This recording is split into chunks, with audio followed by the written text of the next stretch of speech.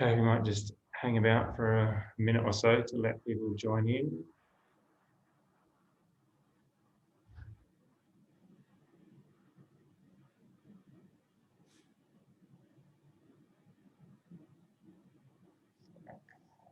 Numbers stop going up. Okay, cool. All right. Well, for those of you that don't know, my name is Jamie McKenzie and I'm the chair of the South Australian chapter of the ACRS. Welcome to our first webinar for 2021. Just a bit of a spiel to start off. The Australasian College of Road Safety is the peak membership association in Australasia and encourages communication, networking, professionalism and advocacy. The college publishes the newly rebadged Journal of Road Safety and hosts the annual Australasian Road Safety Conference, due to be held in Melbourne this year after being postponed last year. I would like to encourage you to consider becoming a member of the college. Membership is relatively affordable and both individual and corporate memberships are available. I'd like to acknowledge Adelaide University for providing the hosting capabilities at this event via Zoom. I think we have just passed the unfortunate milestone of a full year dealing with COVID. So hopefully that means you're well versed with how to participate in webinars. But just in case, you should see a little Q&A button down near the bottom of your screen where you can send in questions for the presenter. Feel free to send in questions anytime. It's not going to disturb the presenter. So if you have a question, just get straight on. The event is being recorded, so it'll be available on the ACRS website in due course. Okay, so without further ado, I'd like to introduce our speaker today, Scott Nargar from Hyundai. Scott has over two decades of experience in the motor industry in technical, media, product, planning and technology advocacy roles. At NRMA, Scott worked in vehicle inspection, judging and writing on Australia's Best Cars Award and as a member of the technical working group for the Australasian New Car Assessment Program, or ANCA. For the last 10 years, Scott, you've just taken over my screen. That's right. For the last 10 years, Scott worked for Hyundai Motor Company Australia in senior technical management, product planning, environment and government engagement policy roles. Scott leads the company's hydrogen fuel cell electric vehicle project and future mobility programs. Scott was the co-founder of the Australian Hydrogen Council and is currently a member of the board of directors. As a passionate proponent of vehicle safety, renewable transport and autonomous vehicle technology, Scott has engaged with many levels of federal and state government, as well as policy and academic experts and key industry partners around the world. Take it away, Scott. I'll go ahead and share the screen now. Can everyone hear me okay? I'm probably not going to get a response. How's that? Is that the right screen this time? Yeah, that's coming out beautiful. Perfect. Thank you very much and really happy to be here today. So I look after all the future mobility programs with Hyundai. That includes hydrogen fuel cell vehicles, electric vehicles. We're starting to look at autonomous, the air taxis and government relations. So it's a pretty diverse role, but it's great to see what's coming through and generally get to see what's coming out of Korea and global markets 5 to 10 years ahead of when it hits the road. So it's quite interesting. Had a background of writing for NRMA, judging for Australia's Best Car Awards and also got the crash test cars for ANCAP, which kind of got me to this point here. I was in Korea crash testing in 2007 and stumbled across a hydrogen fuel cell vehicle. I thought it'd be a great idea as a motoring rider and a crash tester to crawl underneath it and have my own look. And I quickly got dragged out by Hyundai security forces and asked a lot of questions about what I wasn't supposed to be looking at and got the hydrogen bug and really started from there. So today I'll go through what we're doing here in Australia, what we're doing overseas and what we hope to achieve with the work we're doing by helping form associations and taking part in discussions about vehicle transition, but also energy and fuel security for Australia.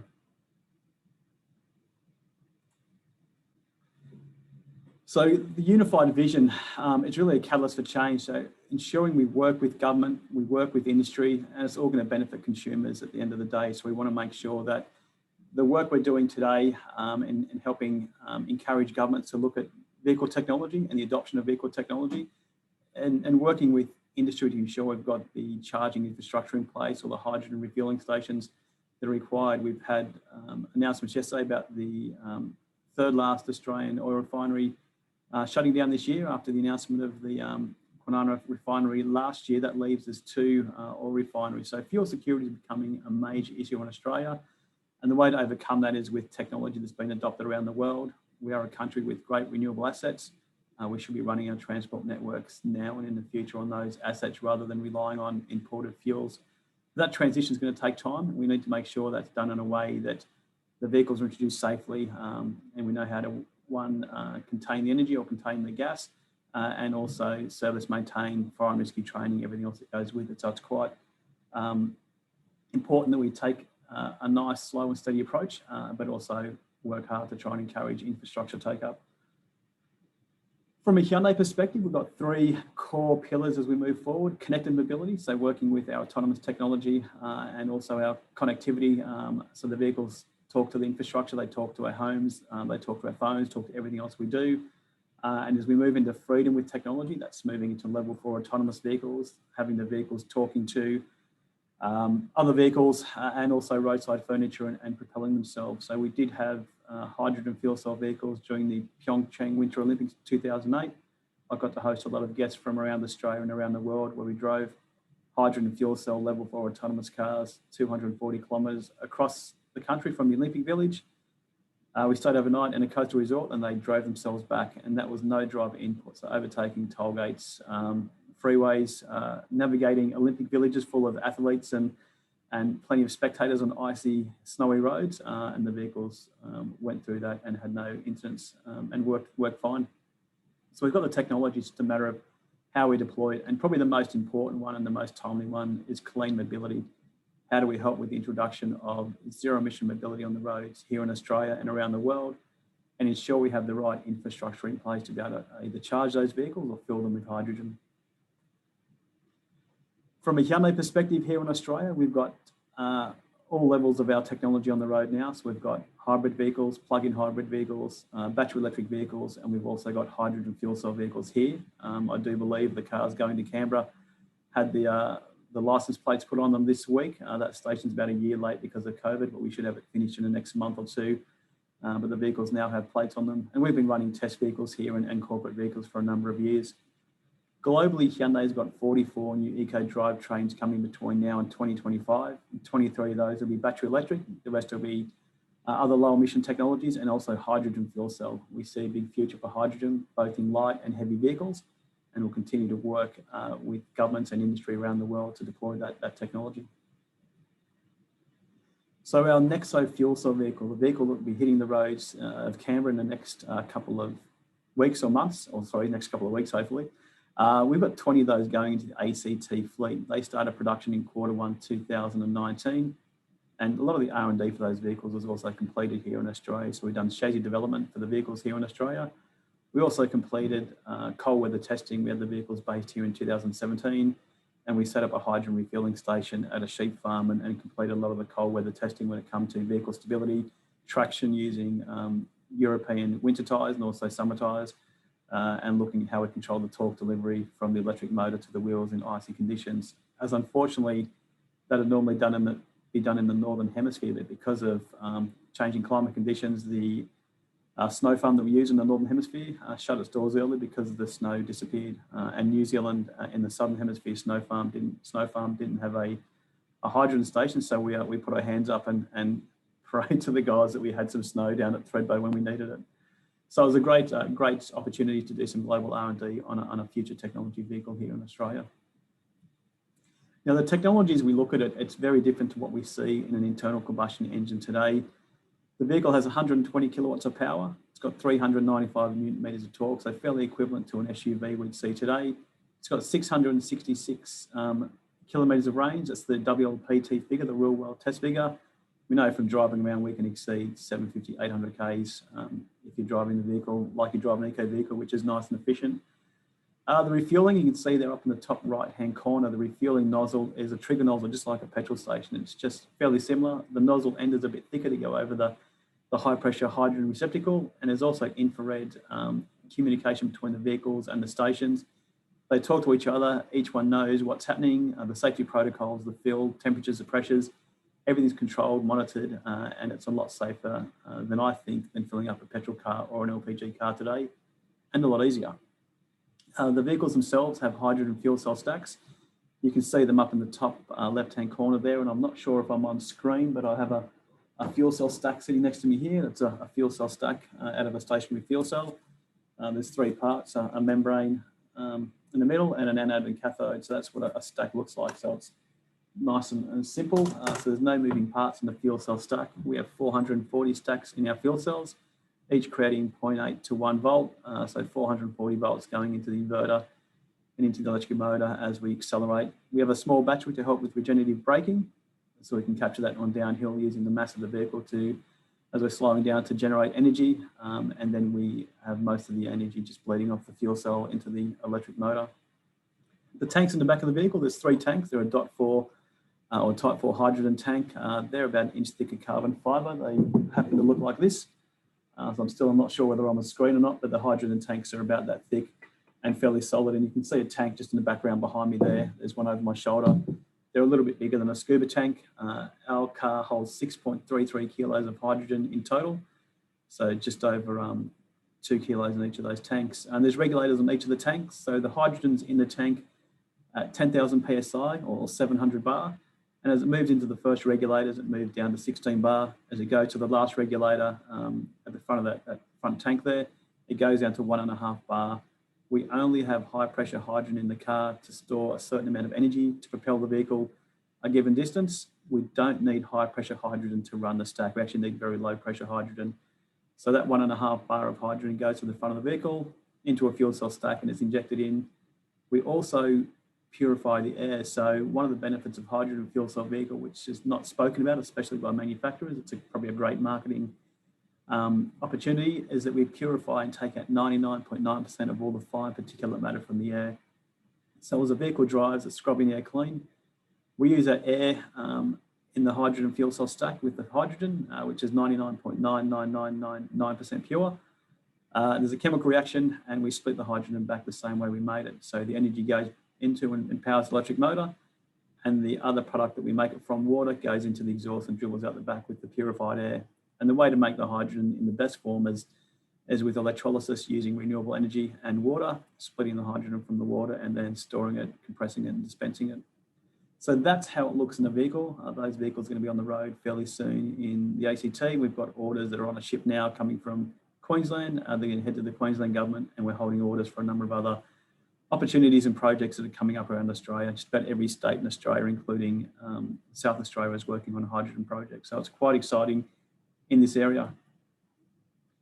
From a Hyundai perspective, we're putting the vehicles around the world. So they're in North America now, they're in Europe, right throughout Europe. They're going, again, heading to China.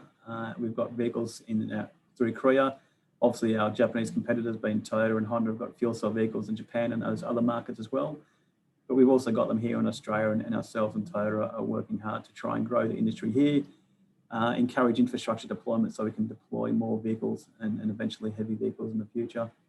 In 2013, Toyota and BMW signed an agreement to share chassis and technology. Daimler, Ford, Nissan also signed that. With Nissan, you pick up Renault and Mitsubishi, the biggest car alliance in the world, and Honda and GM have also signed an agreement to share the technology. In 2018, Hyundai signed an agreement with Audi, Volkswagen, Skoda and Porsche to share technology and ideas about hydrogen fuel cell, and we're lucky enough to have that technology in commercial form right now.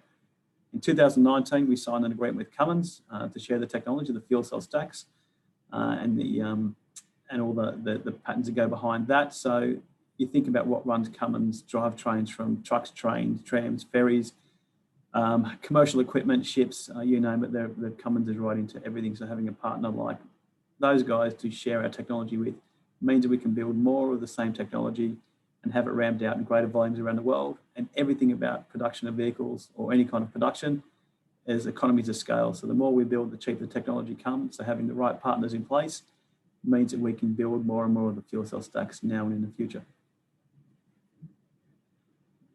So fuel cell trucks are a big one, and they're hitting the road now. So this is a Hyundai Accent. This truck is now in commercial production. It started late last year. Those trucks are hitting the roads in Europe. We've got projects in Switzerland right now. We're working on projects in different countries in North America.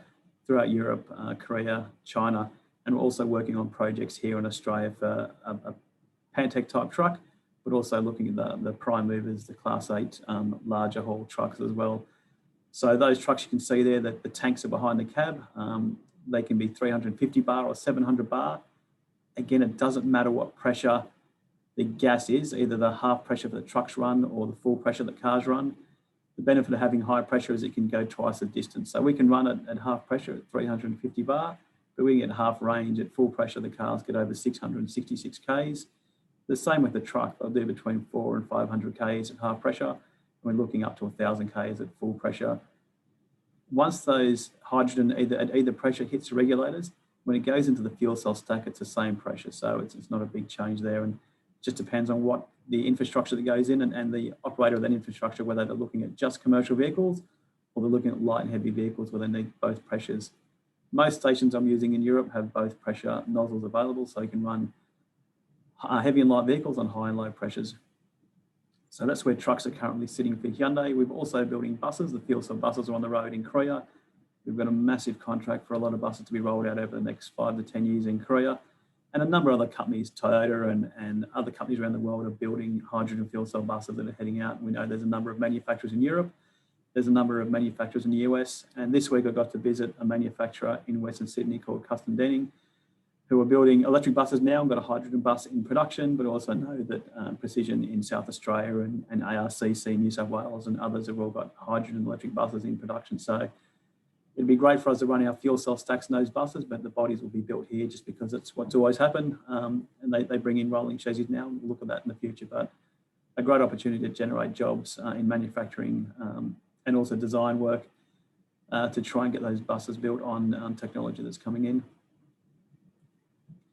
The biggest thing with hydrogen, and probably the main topic we're doing today, is infrastructure. And this site here in Sydney, at our office here at Macquarie Park, just down behind me where I'm sitting, it was one of the first places in the world, or was the first place in the world, where we had hydrogen refueling and also AC and DC electric vehicle charging. Is what we call as a true future mobility hub, or a eco car hub, where you've got renewable energy powering a site to power the vehicles. And this site here, we're currently bringing our hydrogen in, but we start using green hydrogen this year with one of our partners, Gemina. So this was the first permanent station in the Southern Hemisphere. It was constructed in 2014, but we do know there's many stations about to hit the ground in Australia. As we discussed, the ACT station should be finished in the next month or two. The Toyota station Altona should be around the same time, if not into early Q2. There's a station in Brisbane being built by the Queensland Government and BOC Lindy and another company called ITM Power, should be finished in March, April. We think the ATCO station in Perth is going to be finished around August this year. And we're very aware of opportunities in South Australia and also in Tasmania.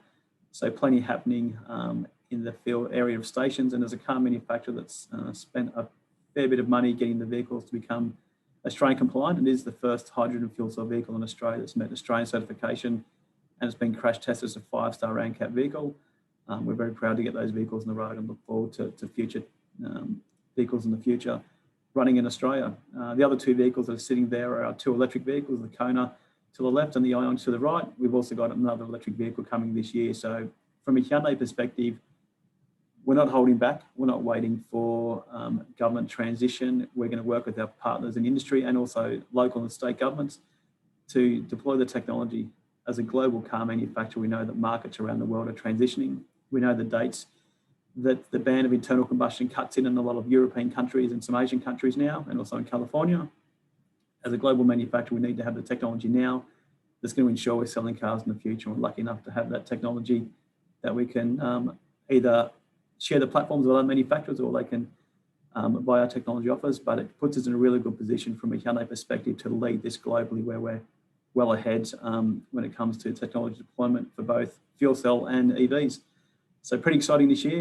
In the next couple of weeks, you'll see some information about the Ioniq 5, and it's going to be pretty amazing, that vehicle, which will have some amazing tech in it. But the technology between hydrogen fuel cell vehicles and EVs is not too dissimilar. Instead of using a battery, we have hydrogen tanks.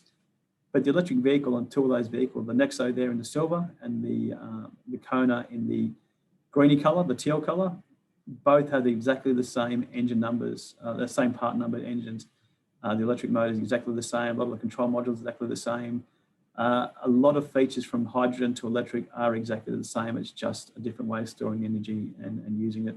So for us, it's ensuring that we have as much as our technology getting across as many of our drivetrains as possible, including light vehicles and also heavy. The vehicle there in the middle has got a 64 kilowatt hour battery. In our electric buses in Korea, we just have 6 of those batteries in the bus. It's the same part number, just using 6 of them instead of the one in the vehicle. So it's a way of just scaling up production of the same parts to try and drive down the price as quickly as possible. This will give you an idea of hydrogen stations around the world. What we're seeing here is a number of stations we use for testing. Most of these are Europe, apart from the one on the bottom left. So the top left-hand corner is an Air Liquide station. It's a Dusseldorf. It's a standalone station. They're making hydrogen somewhere else. I don't think that one's in a green fashion, but it's getting dispensed on site. There's no convenience store. It's drive up, swipe your card, fill the car up and drive away. The station in the middle is owned by the Italian government. It's in Bolzano at the top of the Italian Alps. It's completely powered by renewables, and they're making 100% green hydrogen. It's powering a government fleet of vehicles, but also hydrogen buses, and we use that when we're heading between Venice and back into Austria and Germany. And that one's owned by the government. The right-hand side there is, top right-hand side is OMV. This station's in Innsbruck in Austria. It's just next to the Austrian Alps, so you can see in the background. Interesting station. They don't believe that their hydrogen customers would have to line up behind petrol customers at a normal Bowser, so they've got the infrastructure to the side of the service station. And just in front of that car there, you see the box. That's actually the car wash, and all of the balance of plant, the compressions, storage, dispensing, pre-cooling, is all on top of the car wash there.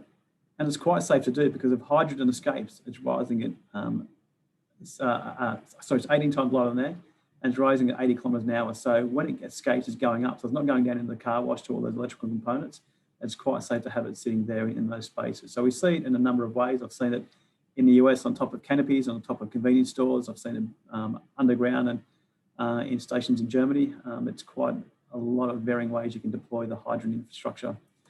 The one on the bottom left is actually a Shell branded station. It's in California, and the only product they're selling on that forecourt is hydrogen. You can't buy petrol or diesel there. The station in the middle is owned by a gas company in the States called Air Products. They built our station here in Macquarie Park in Sydney, and they're a big major, or they're the biggest gas company in America now, and they've basically got the same as Air Liquide in Europe, where it's a gas company selling hydrogen to transport customers. The last station there is in Hamburg. It's a fairly small station. There's only 3 stands there selling petrol, but the 4th one on the far side is selling hydrogen, and 100% of that hydrogen is made on site from all the renewable energy deployed between Hamburg and Berlin.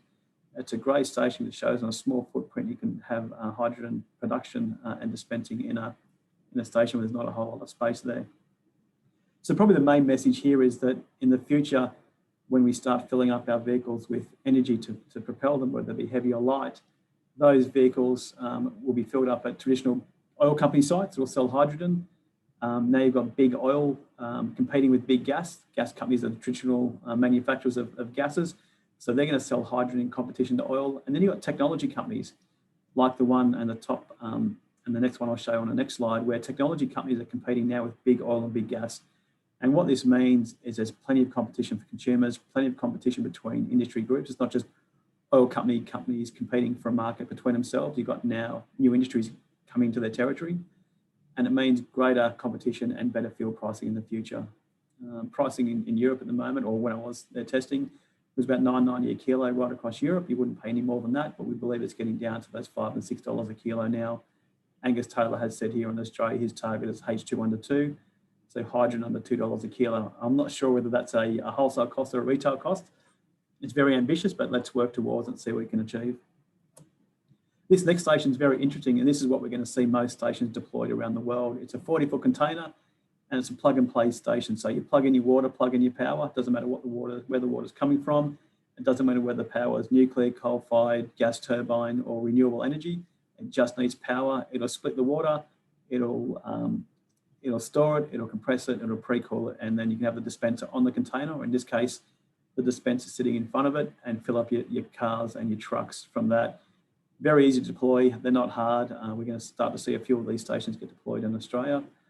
This one's by a company called ITM Power, but there's a number of other companies doing exactly the same thing. They're a plug and play modular station, and you can add on different building blocks later on, more containers to double, triple your capacity of those stations as the truck and bus fleet grows.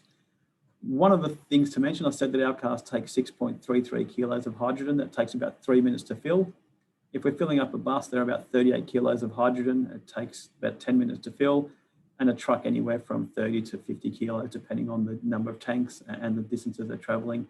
So it's fairly equivalent to filling up a petrol car today or a diesel truck today. There's no difference there. And that was a target of the engineers that were designing and building this technology. If you had to compete with fuel, petrol, and get people to look at a new technology, it had to take roughly the same amount of time to fill, drive the same distance, look fairly similar, not have anything too unique that's going to freak people out with new designs. The car's got to be attractive, and people are used to seeing cars with bonnets and boots and 4 doors. And they've got to be practical. You can't have cars that don't have enough space, enough headroom, or the tanks are too big in a car. So they've got to meet all that criteria. A number of manufacturers have managed to crack that formula with hydrogen fuel cell vehicles. Now, as we move forward, an example of not just light vehicles that are doing it. Example here, it's a Toyota truck, a partnership with Kenworth, and they're doing the semi-trailers in the port of LA right now. And they're going to see those trucks deployed in other places around the world. The forklift's also a Toyota forklift. Hyundai's got forklifts, Hyundai's got forklifts, a number of companies have got forklifts. Very, very common in warehouses across America, where they cover the logistics warehouse full of solar, and they're making hydrogen on site to help lower their carbon footprint, but it also becomes very cost effective over a certain point of forklifts. So I'm not sure exactly where it is, whether it's 20, 40, 60 or 100, but over a certain amount of forklifts, depending on how much solar you've got and how much hydrogen producing, it's cost effective. Those take about a minute to fill. They'll drive for a 24-hour period, which is far easier than charging half your fleet overnight, getting the batteries charged up, or having them where you need to swap out the LPG tank. So very easy, and the only emission they're putting into the atmosphere in the warehouse is steam, water vapor.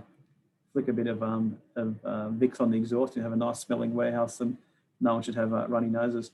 In the middle there's street sweepers, a number of applications, street sweepers, golf carts. Hyundai will have excavation equipment in the near future. We build excavators.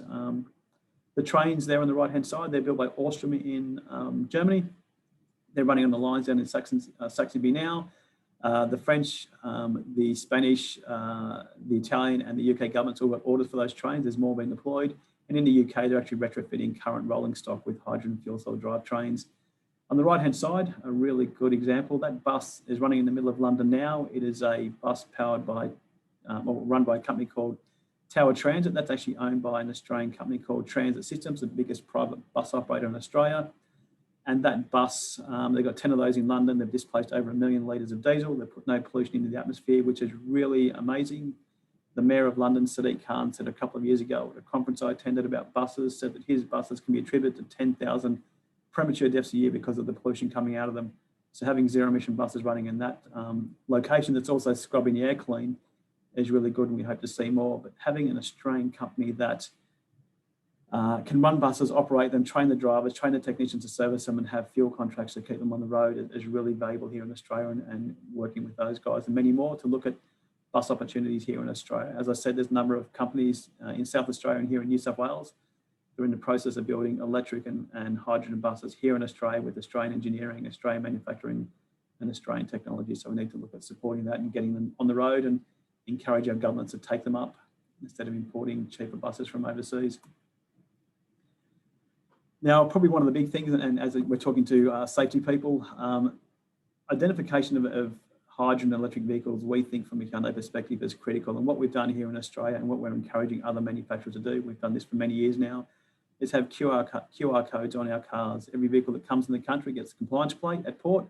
It also gets a sticker pack that goes in a number of locations. We have them in the engine bay, we have them on the windscreen, we have them on both left and right door pillars, and we also have them in the back of the vehicle, so that when a vehicle is involved in an accident, and if that rural firefighter or someone hasn't been trained on it, they can scan it and it will bring up the full emergency response manual for that. So here you can see the locations of them. We also have, I think it's nationally now, the requirement to have the EV tags on the number plates and the hydrogen tags on the number plates. This is a really great thing. And again, those tags for our vehicles, we actually put those into the glove box when the vehicles come into the country to ensure every vehicle has them before they head off to a dealership or get deployed somewhere. So we've actually worked with Australian design companies and production companies to get those made. A number of governments are now using the same companies to get them done. I know states, when you register vehicles, will send them out, but we think the safest way is to have them installed or sitting in the vehicles as they come into the country, so every vehicle has it. And as a son that's a firefighter, when vehicles involved in accidents, I want to ensure that anyone that attends an accident, whether it be a motoring club, a fire and rescue, or the RTAs or the people that attend breakdowns, are in the safest way possible and know what to do when they get to these vehicles if they haven't been trained. So what it does, it takes you to our website and it shows all our eco cars there. It actually doesn't show our Nexo, but I'll have to re-screenshot that. And what it does, it brings up there on the right-hand side, you can see the Nexo emergency response guide. It's a manual that will go through and show you all the technology in the vehicle. Now that manual shows you things I'm not allowed to present today by Hyundai. But if you do go onto our Hyundai Australia website and look at emergency response guide, you will get that guide and have a look at really in-depth look at all the components on our vehicles and what they're called and what they do and how to disarm them and do different things to them. So it's a great manual. I think everyone should be doing it. We should be keeping our first responders safe and out of danger. Now, in the next slide or two, we're going to come across a video and I'll let the video play. Then we get to the end of it and we'll have a good chat about the technology.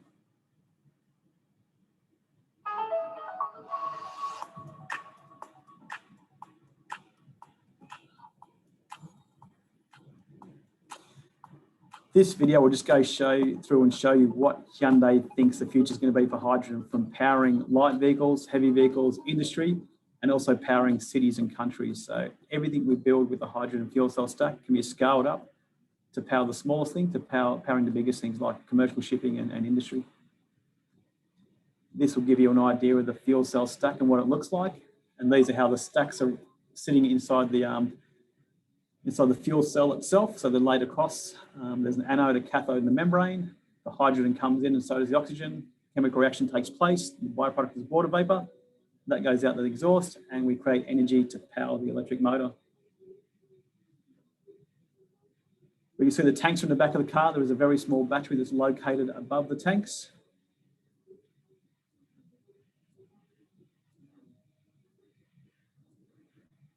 And critical for Europe, the cars need to be able to start and operate and perform at -30 and +60-degree temperatures in the hottest countries of the world. So this same technology will go into buses, trucks. We just scale the number of the stack. So the stack that we looked at in that picture, in a truck, we'd have 3 of those. In a bus, it might be 2 of them. Again, the only emission out of the exhaust is water that you can drink. And this is a look at one of our future designs of a fuel cell truck. This will be in the next generation. It's a concept called Neptune or HCD6 Neptune. We should see that in the coming years. We do move from 120 kilowatt stacks to 200 kilowatt stacks for heavy vehicles and to stationary fuel cells. We also a large logistics manufacturer of forklifts, cranes, trucks, excavators. We build trains and ships. They're all looking to run on hydrogen fuel cell stack. So we do bullet trains in Korea. We're also one of the largest ship manufacturers in the world and looking at fuel cells for shipping in the future.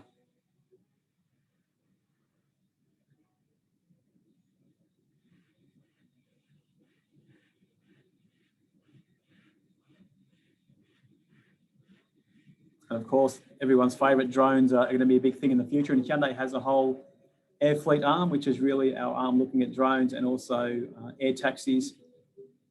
And beyond that, looking at powering homes, then powering towns, looking at how we use fuel cells to power cities, and then power entire countries. It's a substance that we can make from a lot of different sources, and there's nothing stopping us continuing to make energy to go ahead and power the world on green energy rather than using fossil fuels.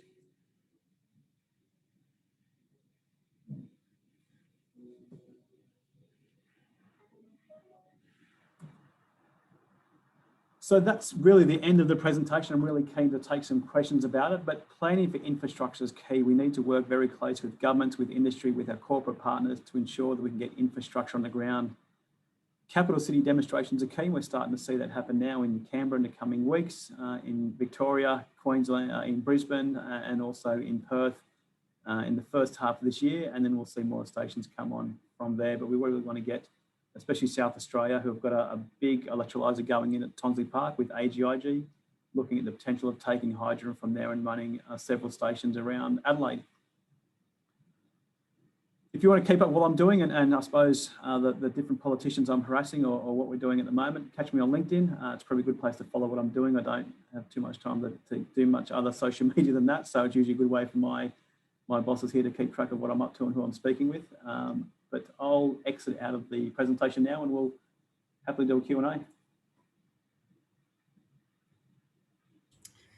Thanks, Scott. Really great. I think there's a lot of hype around EVs these days, and so hydrogen has really flown under the radar a bit. So that was super informative. A lot of that stuff I had no idea about. I've got a couple of questions, but we do have a few more coming in, so that's great. Please, everyone, keep sending in your questions.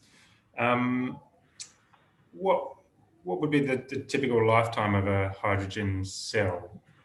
Yeah, there's not too many things. That the moving parts, so in an electric vehicle, we've got 4 moving parts in the engine bay, in a hydrogen fuel cell vehicle at 6, and in the stack, there's no moving parts. So unless we're getting problems with the air purification system, and we've got a fairly advanced purification system that takes out the 99.9%, we shouldn't be getting contaminants in from the air.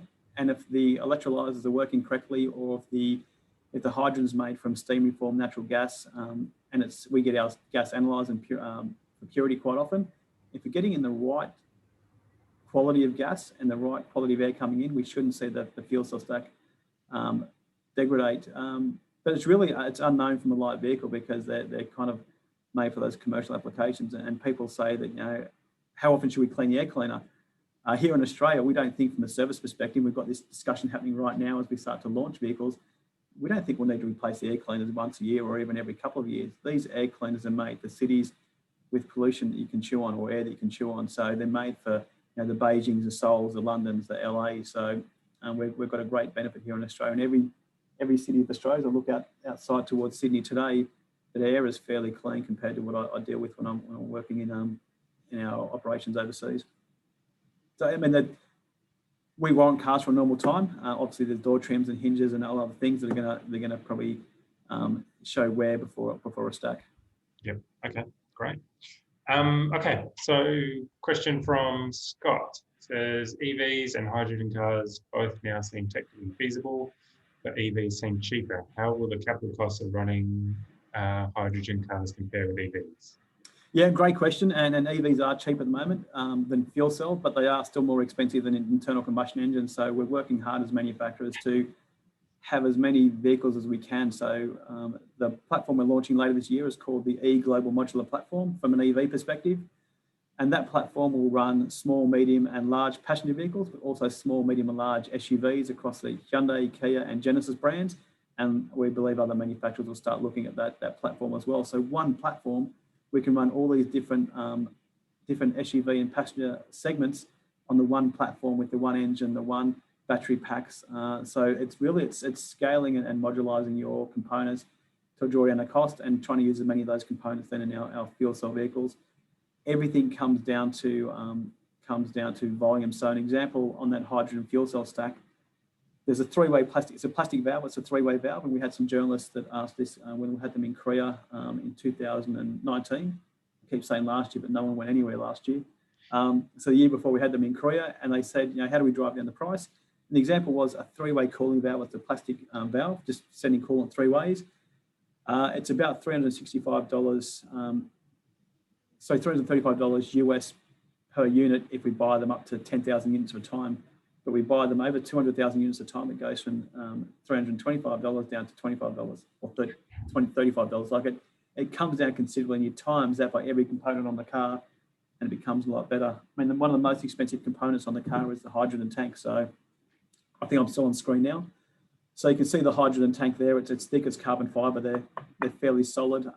They are expensive, but that technology is coming down. I know that Hyundai is working with a number of researchers around the world, including here in Australia, to try and draw down the cost of the grey polymers using carbon fibre and look at alternatives for that to ensure that integrity is still there. But we can draw down the cost of the base resources to make those, and also the hydrogen fuel cell stacks. That's very expensive. The membranes are probably the most expensive part, and they have platinum inside them. So That membrane is almost like, it's like thick cardboard or crate paper. I'll put it up a bit closer so you can see.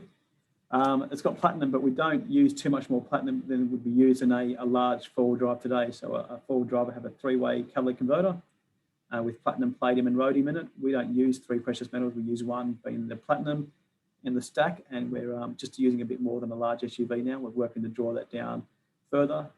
There are fuel cell stacks that don't use platinum in them, but they're not as efficient as a one that does contain it. So it's just as technology evolves. We remember we've had 120, 30 years of the evolution of the internal combustion engine.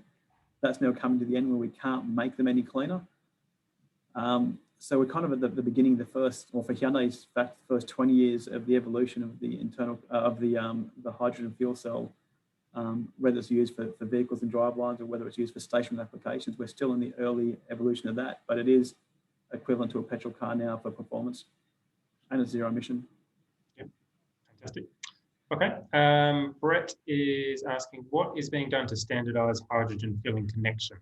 We've already seen several electric connection standards come and go. If there isn't a single standard Australia-wide for all manufacturers, then fuel availability will be fragmented and unreliable. Yeah, awesome question. And I think the automotive industry learnt a very valuable lesson. We don't leave it to governments to decide what a connection should be. We got kind of all got different lessons around the world. America's using type 1, Europe's using type 2, Japan's using CHAdeMO, and China's using something different when it comes to EVs. With hydrogen fuel cell vehicles, we're very lucky there. Everyone's using the same connections. There's two standard pressures, low pressure being 350 bar for generally trucks, buses, forklifts, things like that, but cars can also run on it, and 350 bar. So the nozzles look very similar, and our vehicles can take both high and low pressure, but low pressure trucks can't take high pressure. So it's the filling protocol is the same, the safety, everything else is the same. It's just high or low pressure, that's it. It's almost like petrol, almost like leaded or unleaded or petrol or diesel. It's just one or the other. But as we move forward, we're going to see heavy vehicles especially move to what cars are doing, 750 bar, getting more energy into a smaller space because tank design and tank manufacture will become cheaper. And then we'll see most stations. I'm working hard to see that most stations we build here in Australia is 700 bar. The ACT station is 700 bar only. That just means if I bring trucks into Australia, that they'll be 700 bar trucks. So that's the, it's just two connections globally. Everyone's using the same thing, whether you're filling up a bike, a forklift, a car, a truck, a tram, a train, a ferry, or a ship. It's that one receptacle, that one connection. That's good news. We learned a big lesson from the other way of doing it, and we're still learning that lesson now because it's still not resolved many places around the world, especially here in Australia. We still don't have a government standard when it comes to the connection, but the industry as itself, the automotive industry, has chosen to go to type 2 CCS. Yeah, fantastic. I've got a few questions, well, a question from a few other people asking about costs between hydrogen and electric vehicles in terms of purchase price and running costs. Can you talk about that a little bit? Yeah, so the purchase price, so the cars are more expensive. We're working to get that price down. It's just volume. At the moment, we're building them in the 10s, 20s, or 100s. We build 8.8 million cars a year. So the volume's still very small.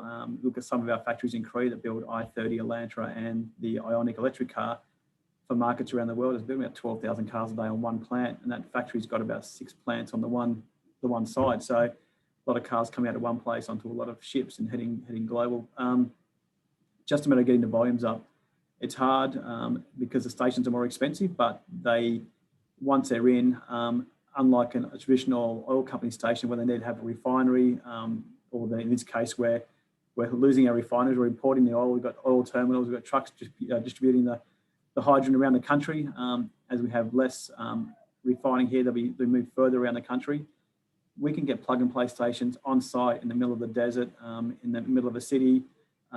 That's one way of doing it. So one way is there's probably three main methods to get the price down. Is plug and play stations, make the hydrogen on site through electrolysis and hopefully renewable energy. We encourage the use of renewable energy wherever we can. There's manufacturing off-site, so it's somewhere like in Port Kembla here in New South Wales. Corgas make it. It's got the biggest hydrogen plant in Australia, the big plant down there next to BHP's site, and they just distribute it as far away as Perth. So there's a hub and spoke model, but our one is almost looking at that site in South Australia where it's a lot of hydrogen production in one space there at Tonsley Park, and then using that as a hub and spoke model that will distribute hydrogen, hopefully in hydrogen trucks, to smaller stations around the city. The benefit of that and what we see in Europe, where I see that quite often, is that the infrastructure and energy requirements on that site at the traditional petrol station or a standalone site is greatly reduced. The footprint's smaller, the energy consumption's smaller, because you're making the energy or the hydrogen somewhere else from a green source. And it's getting, all it's doing is coming in, getting decanted into the high pressure tanks, either underground or above ground. And all you're doing is pressurizing up, pre-cooling and dispensing rather than actually splitting the hydrogen out of the water. So a number of ways of doing it. And there's a number of ways of getting the cost down, but cars are a key one. We've got to get more stations on the ground, but the stations are expensive, but it's come down. I've noticed since we went to tender in 2014 for our station, that the price of stations has almost halved. And there's a lot of competition now. There's a lot of people building it. There's a lot of factories in Europe, North America.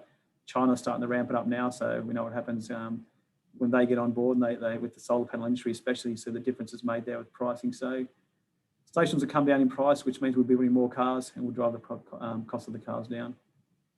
Yeah, fantastic. Question about producing the hydrogen. Can you produce the hydrogen using seawater? And if not, is this going to cause some kind of crisis in terms of drinking water? Yeah, I mean, we need to have the water desalinated. So we've obviously got desalination plants around the world and around the country at the moment. It does need to be, in some cases, it needs to be deionized, some cases it doesn't. Some, depending on the technology, there's so many people with different water purification technologies, but also different electrolyzers. So whether it be a PEM electrolyzer or an alkaline or different ways, there's different ways of doing it and different technologies, like different types of water coming in. So I've heard people tell me they can have, pretty average water going to the electrolyzers and convert it, but then some like it deionized. I've actually I make hydrogen behind my desk here, just over my shoulder. There's a little, looks like a coffee machine up on the bench there, and I make hydrogen at my desk, and I'm using deionized water for that electrolyzer, and I'm putting into little vessels which look like this. So that's got a USB port, either charging a phone or a light, and that's the hydrogen tank in that case. So I make hydrogen to a little device. There's a little kind of stores inside there. You can take them on aircraft. I've had them on planes in Australia for years. American military's used them for years for frontline communications, operation centres. You can use renewable energy to make it in remote locations and power up devices. That's just got a small fuel cell inside it, which is just a smaller version of one of these. So the technology has been around for a long time. It's, different applications have been used. In this case, it started off as military for this application, but a number of different ways of drawing the price down and getting it down. Okay. Andrew's asking, I think you've sort of touched on this already, but are there any implications for servicing hydrogen vehicles, if in cost, regularity? Yeah, almost like electric vehicles. So we've actually had to go through in Australia, having the first vehicles in the country that are certified to run on the roads. We actually had to have a service centre. So we're proud to say that Lennox Motors in Canberra are our first dealer in Australia, the first dealer in the Southern Hemisphere to be able to service hydrogen vehicles. And we've trained our technicians here. We're an RTO here at Hyundai, so we've gone through and trained apprentices in the past, and we've trained our technicians. We've done fuel cell training courses, which is just another couple of modules on top of the high voltage EV course. Very similar technologies. You've got to do be a master technician, do the EV course first, so you're certified to work on high voltage cars, and then you do the hydrogen component on top of that. We've done the workshop certification to ensure that the gas can be taken out of the vehicles and vented safely and correctly. And we work with other manufacturers to ensure that what I decided in that area and what I had produced was going to meet their requirements. Considering that most dealerships today are multi-franchise, so that Hyundai dealer's probably got a Toyota dealer owned by the same owner, so it's probably the same workshop. So we don't want to have different ways of doing things around the country. And also the fire and rescue training. So we had the challenge of going to start doing a fire and rescue training with the ACT fire guys at the academy face-to-face, and then suddenly COVID hit and they said, please do it online. So we were very happy to work with the South Australian government, who are the representatives for the Global Hydrogen Safety Conference. And the guys there helped us get all the best courses from Europe and North America. We went through and had them all assessed here in Australia with industry and technical experts. And we came up with a course that was going to deliver the best online training package and also deliver exams and different things as they go. And of course, we'll send cars to those academies because touching and feeling the technology is really the best way to experience. So actually got New South Wales Fire and Rescue coming here next Wednesday for a session. The challenge with the ACT was they're every one of the 700 firefighters in the ACT doesn't stay at one station, actually rotate across every single station through the whole year. So we had to train up everyone from every station. So that online was great, and it was the South Australian government that really worked well with us to make that happen. Great. Rob's asking, autonomous collision avoidance technologies, is there any effects of those on hydrogen cars? Yeah, plenty of it, and we've got more that we can turn on. We just legally can't do it in Australia at the moment. We've got technology now in the Nexo that are going to Canberra where you can drive into a Woolies supermarket, it'll radar the car spaces around you, press the button on the dash, get out, press the button on the key, the car will go back and park itself. I can't turn on much more than that. You can get back to your car, start it from the remote and drive it out. Although we did work out that that's actually legal in Western Australia because you can't legally be outside of a vehicle while it's running. So unfortunately, laws around the world and here in Australia are preventing even the basic things of, remote starting to get your heater going. So those things are starting to change. It's just having the laws catch up with the evolution of the technology. Actually, the last question that came up was about the cost of servicing.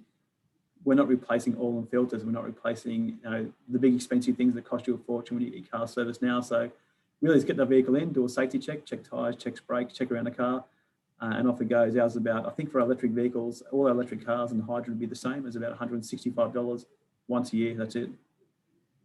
So that bill shock shouldn't happen in the future with eco cars, which is another benefit of buying an eco car. Yeah, great. Jacob is looking to the future and asking, what are the opportunities to retrain workers from the oil and gas industries in the hydrogen market and car market, and would this be viable without government assistance? No, definitely is government support, but the gas industry is perfect. I mean, the engineers that service our station here are core gas engineers. We know that BOC, Lindy and Australian Air Liquide all have guys working with hydrogen. Remembering we use hydrogen now for the manufacturing of glass, hydrogenating foods, peanut butters. We use hydrogen and the turbines for cooling of turbines and coal-fired power stations. We use it for refining fuels. We have a massive hydrogen network and trucks going around Australia every day. And as I said, trucks leave Port Kembla quite often to head across to Perth to deliver hydrogen there. For some reason it's not made there. I think it must be cost effective to make it there by now. But we've got a massive distribution network in Australia. In fact, it's a lot smaller now than it used to be. When we had a lot of manufacturing here of glass and motor vehicles, it was huge. So we have great experience in doing that for a long, long time. It's just making sure that we kind of train those engineers on, I suppose, the things that we need, which is actually taking hydrogen from, if it's dispensed now, if I get hydrogen delivered here, it's a 200 bar of pressure.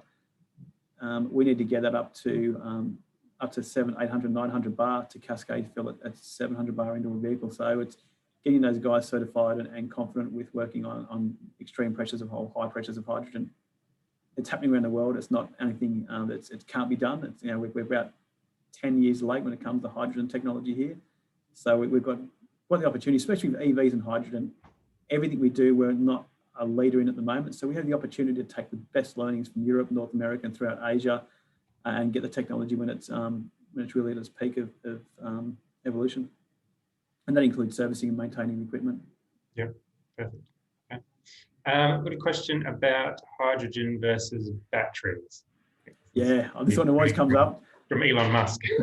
Yeah, pick a winner. You've got to pick a winner. And I know on my LinkedIn page, if you start following it, if I put a story up about a hydrogen car, I get smashed. Especially in private messages, you should see that where we comment. The technology is complementary. The best way to do it, and I read a couple of media interviews today just before this, the best way to think about it, if you're driving a petrol vehicle today, it's more than likely going to be electric in the future. If you're driving a diesel vehicle today, especially a heavy vehicle, or a big SUV or pickup or four-wheel drive, it's more than likely going to be hydrogen in the future. The greater the mass, the hydrogen comes into it more. So it's like picking a winner between petrol and diesel. We know diesel's better at propelling bigger masses around and doing different types of jobs. The difference is it takes time to fill an electric vehicle or charge it compared to a hydrogen car. We have got our Ioniq 5 coming this year, and that vehicle will have 800 volt charging and be able to take 350 kilowatts in. So we'll get 500 Ks of range in the tank or in the battery, because stop saying tank, in the battery in about 12 to 16 minutes. So battery technology is evolving quickly, but what we don't see in the future is having line haul trucks running between Brisbane, Sydney, Melbourne and Adelaide, doing the big line haul runs running on battery. In a kind of a medium-sized Pantake truck, that's 7 ton of batteries. that you need to propel that truck in at 500 k's. The charging time is a lot longer, which is not good for logistics drivers that need to fill and run and keep going. They've got certain times to crib and they need to drive a certain amount of hours a day. Hydrogen can do that quickly. Hydrogen is just like replacing diesel today, and especially in heavy vehicles. So that's where the big difference is there. It's kind of, don't pick winners. It's complementary technology, and I said most technology in hydrogen cars comes out of our EVs anyway. But it's something that always comes up, and it will. I don't see going away. We go see politicians in Canberra get asked the same question. We don't need to pick a winner. We're lucky enough to be a manufacturer that's doing both. Yeah, perfect. I thank Elon for that question. Yeah. Nick's asked, federal government doesn't seem that keen on new technologies, with the PM ridiculing EVs last year, saying that you won't be able to tell your vote. They're also continuing to approve new coal mines. Are you concerned about this attitude? And if so, what are you doing about it? Yeah, I'm down in Canberra. So if you go onto my LinkedIn from 2 weeks ago, I had the car cutting laps around Parliament House and politicians running out to drive it. So there is a big interest in technology. I think we're going to see a different rhetoric during this election. And I'll just hold up a card. We made this during the last election. So on this little one A5 card, if I've got it in the right location, on one A5 card, I can talk about exactly everything everyone needs to know about, from hydrogen cars to electric, and really people that are considering technology. And in this case, the card just says that an electric vehicle's got a 64 kilowatt hour battery. It drives 884 kilometres, and here's the power and torque, and here's the fast and slow charge times. People that are considering taking up new technology, being an EV, they don't want to know how many cup holders, how many USB ports, and what colour the trim is and the colour of the car. The first thing they want to know is how big is the battery, how far can I drive, what's the power and torque, and what's the fast and slow charge times. If they can live with that, we'll build them a car that suits their needs. And that's the best thing about asking, and as a manufacturer that wants competition, we want more cars here from other manufacturers, because competition drives innovation and choice. So it shouldn't be just Hyundai and Nissan doing EVs, and it shouldn't be just Hyundai and Toyota doing fuel cells. We know other manufacturers are doing this right around the world.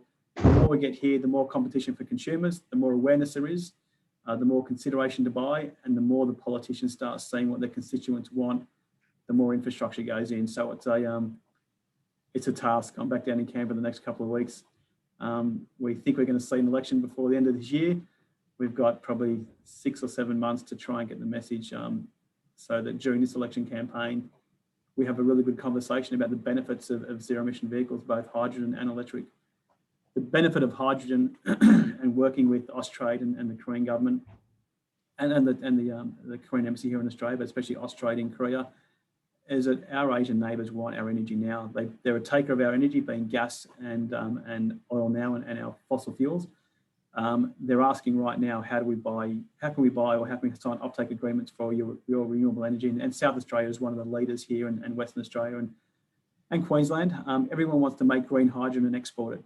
And I think that's great. Let's create a great export environment. Let's get all this energy on a ship and send it overseas, whether it be as a gas or as ammonia. The CSIRO has got the key. They've got the cracker that can convert ammonia into hydrogen at the quality the cars needed, which is awesome for Australia.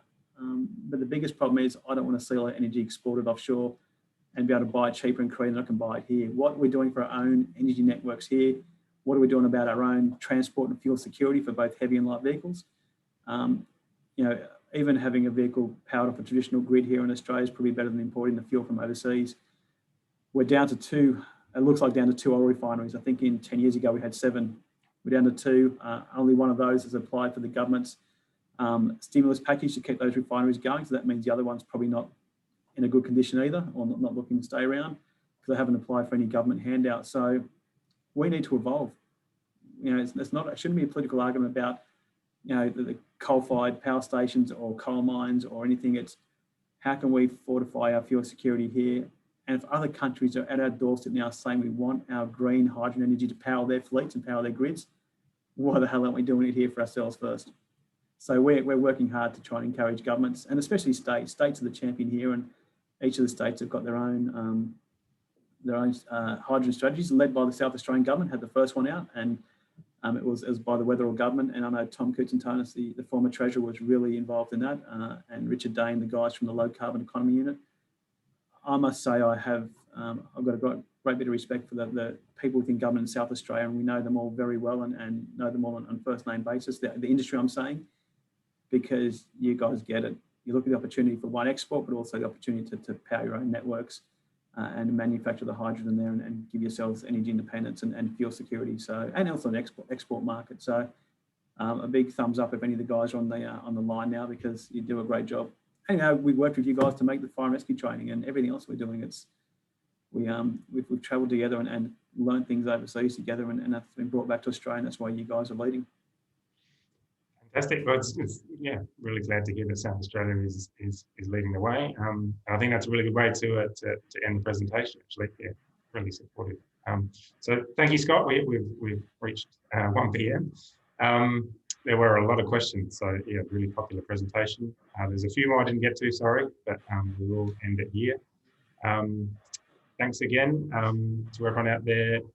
Enjoy the rest of your day. Have a great weekend and drive safe.